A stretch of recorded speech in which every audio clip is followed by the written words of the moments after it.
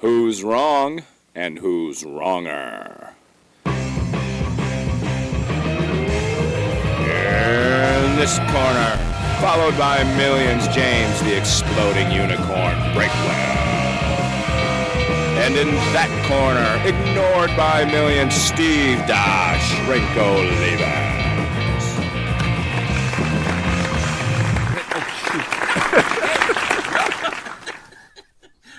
I think I'm the one that talks first on this podcast. Welcome to Wrong and Wronger.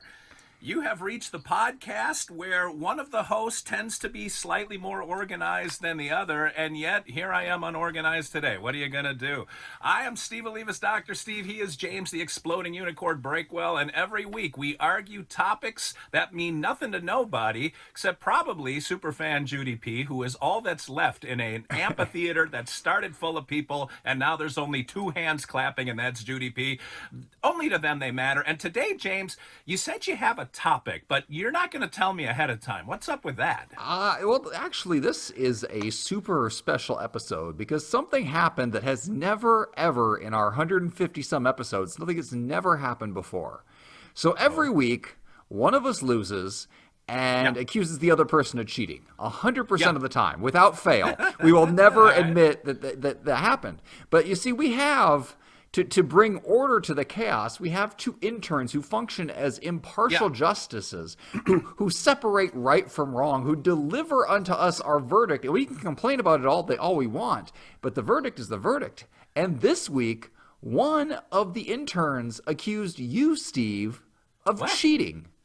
What? Yes. How is that even possible? Because you didn't really flip the coin. According to her, I said you call the coin or whatever. You didn't actually call it. You just picked salt. And that was what you went with last week. You went with salt. So anyway, for this week, our topic is going to be, should we throw out the results from last week? Did Steve cheat? But to make it interesting, because obviously I'm going to argue that you cheated and you're going to argue that you didn't, and we're better than that because we are masters of the argument, forward and backward. We are educated and erudite, and we can take either side of an argument. So you, Steve, are going to argue that you cheated, and I am going to argue that you didn't. I am going to defend your honor. James, I smell a rat. Remember when I said only one person is still watching? I notice I didn't include the interns in that because I'm fairly convinced they've not seen an episode for the last several. That this came out of nowhere. What? I am outraged. I feel attacked. I feel threatened when I come on. I'm triggered every time I come on this show, James. And now I'm triggered like an AK. I can't believe this happened. Okay, she definitely messaged you when it happened. She messaged me your response. You were aware. This is not an ambush. But anyway, what was my response? I don't remember now. I try to tune you out, but I have it in my thing. Anyway, I believe you said you stand by the results or something to those effects. I mean, let's face it. You're never going to admit to cheating. That's par for the course. But I'm going to admit that I won. But that's all I'm going to admit. But first, I need to compliment you before we get into the nitty gritty. This is going at breakneck speed. Okay. We might actually get to the argument this week. Okay. I would like to compliment you for only being 7 minutes late tonight. For you, that is almost on time. You somehow got through the chaos of basically being alone in your house, having adult children and no responsibilities and nowhere to go. And somehow you pushed past all of that chaos with like 17 hours notice and managed to get here a mere 7 minutes late. That beat the old record by like 8 minutes. So good for you for moving in the right direction. James, I know you can't see me until this comes out on video, but I'm wearing full cans headphones because I could not find my earpiece. I told you I'm going to look for it. I looked everywhere, so the phone is running through my soundboard and my headphones. This is like a Rube Goldberg solution to how can I hear Breakwell during the argument. And it was so nice last week when you walked away from the microphone. I don't know why I even want to have to hear you, but this is the solution. I had to cobble this together just to satisfy your insane requirement of starting on time. 7 minutes, sir, is on time. Well, we don't need the Guam Quarter of Fate today. Would you like to flip it just for ceremonies? Actually, no. Wait. I need a compliment from you. What am I doing? What? Do you have a plane to catch somewhere, Breakwell? You got a hot date tonight? Like, what is going on? I'm Your fired end of up. the phone? I'm ready to get into this one. My compliment to you, James, is you are a stick-to-it kind of guy. I've seen your yard. It looks like it was freshly tilled 24 hours a day, 365 days a year, and yet you are still trying to grow grass. I know the ChemLawn guy showed up at your house, just folded his arms, looked over the top of his glasses at you, and said, "No bueno." But you said, "No, sir, I shall grow grass on this field." And you are continuing to try and struggle, and I can't wait to see the results if I blow through Indy again this summer, because it's going to look just like it's always looked. And I'm just going to laugh. I'm going to laugh and laugh. But you won't give up. You have an ironclad will, James Breakwell. Believe it or not, some grass popped through overnight the other day. There is some grass there, like not enough grass to call it a yard, but there are green things sticking out through the straw. So we'll see what happens. We will see indeed. All right, so you were commenting something about the Guam Quarter of Fate? Do you want to flip it anyway, just for ceremony's sake? Even though it'll be as meaningless as it was last week when you simply picked what you wanted? That is so not true. Or I guess technically that is true. I can't believe you've done this. All right, what shall the two sides represent for you, James Breakwell? Heads, I'm arguing you didn't cheat. Tails, I'm arguing you didn't cheat. I actually caught it. Holy cow. Okay, it is up, it is down, and it is Guam. You, sir, have that I didn't cheat. Well, I am shocked. Well, thank goodness I get to argue this, because cheating is such a harsh word. When you get to be in your advanced number of years, like you just need to take advantages where you can get them. You're debating every week against somebody who's young and spry and mentally nimble and doesn't need to write anything down and can just pull up all these arguments off the top of his head. And yeah, I got distracted by my kids. So of course, you got to stay in the game somehow. You got a win is a win. You got to fight dirty. You're the New England Patriots of this podcast. So of course, when I stepped away, did you cheat? Maybe not quite. Did you bend the rules an incredible amount and completely disregard the quarter? Yes. Is that cheating? Shrug. So we're going to say it wasn't quite. Hold on. Let me just make sure I understand the ground rules. We're both arguing that I cheated last week. No. I'm arguing you didn't cheat. I'm saying you cleverly manipulated the situation to your favor in a way that might have been unethical but wasn't quite cheating. English major is paying off in spades for you today, Breakwell. It's like in basketball when you get down in the paint and sometimes you got to throw an elbow. If the ref doesn't call it, is it cheating? No, not really. You were fighting dirty. You got in there, you picked the side with the better argument, regardless of what the quarter said. And you know what? Is it even cheating if nobody watches the podcast? I mean, come on. You were just evening the playing field so that for once you could snatch a win. And I think that's the smart move. So I say props to you, Steve, for not cheating. James, I like that you've brought existentialism into the podcast today. What is the sound of one podcaster cheating if it happens with nobody to listen? Nobody knows. But James, I'm a horrible, horrible human being. I break the rules because I'm horrible.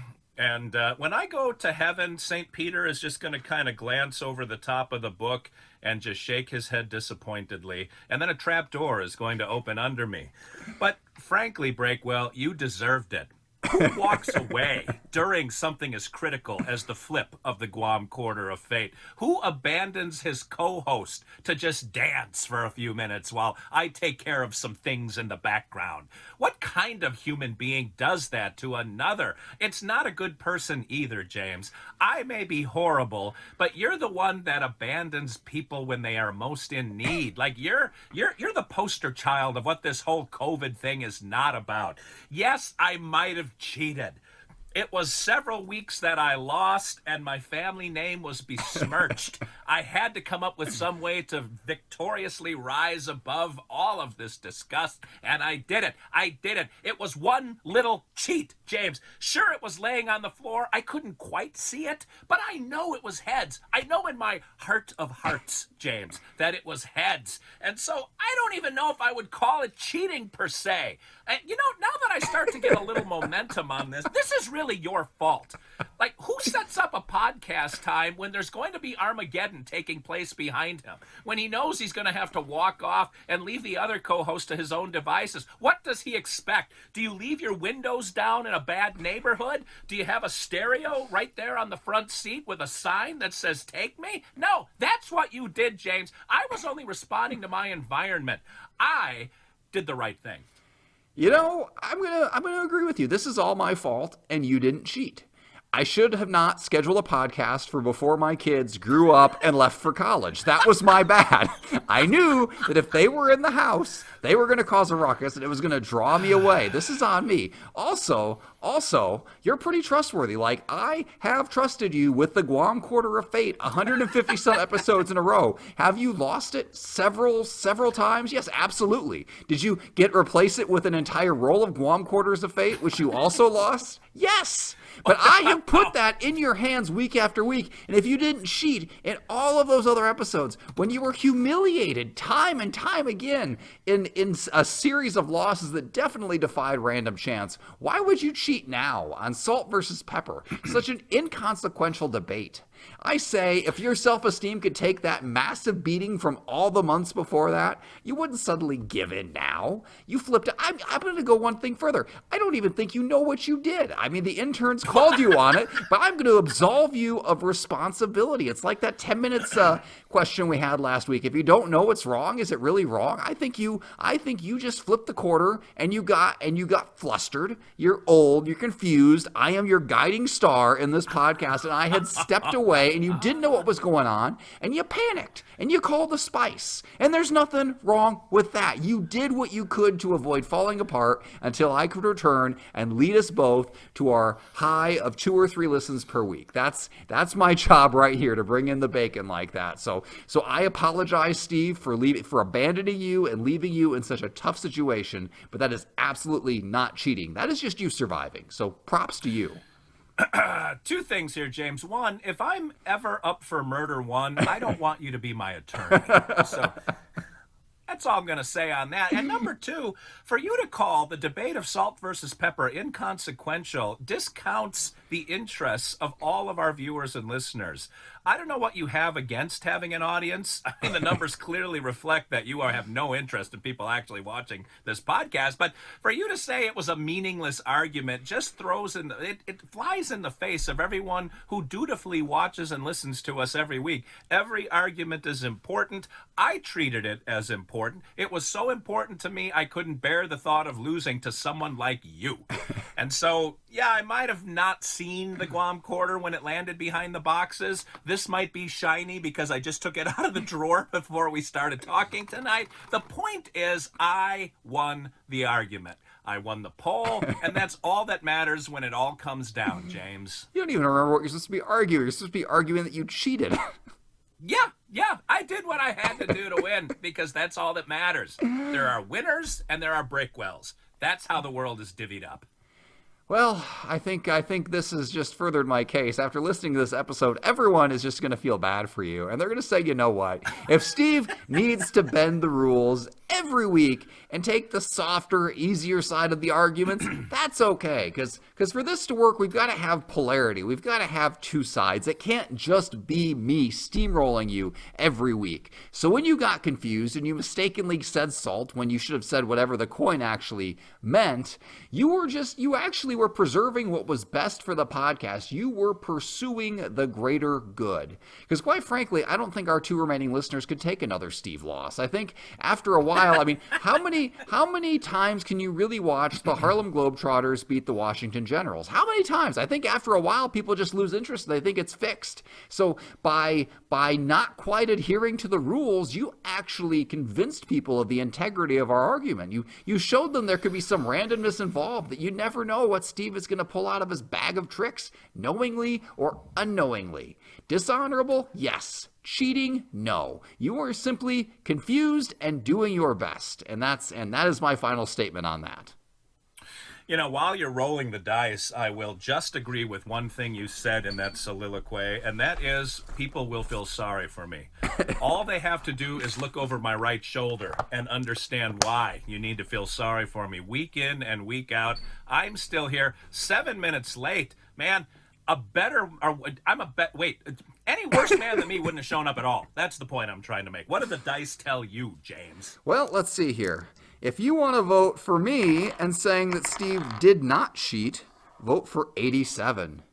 If you want to vote for Steve and saying that he did cheat, vote for 97. And if you want to throw your vote away, vote for 88. 88. All right. Well, I look over these numbers and realize that you just vote for the biggest one, the bestest one all the time, and that is 97. If you want to vote for James, you vote for that crybaby Sidney Crosby in number 87. If you want to throw your vote away, you can go Hall of Famer Lynn Swann if you want, or a guy that you've never heard of that's backing up somebody on a third string. And if you want to go top of the food chain, 97, that's almost perfection and 100, and that is Steve, and you ain't got to cheat to put Steve on top.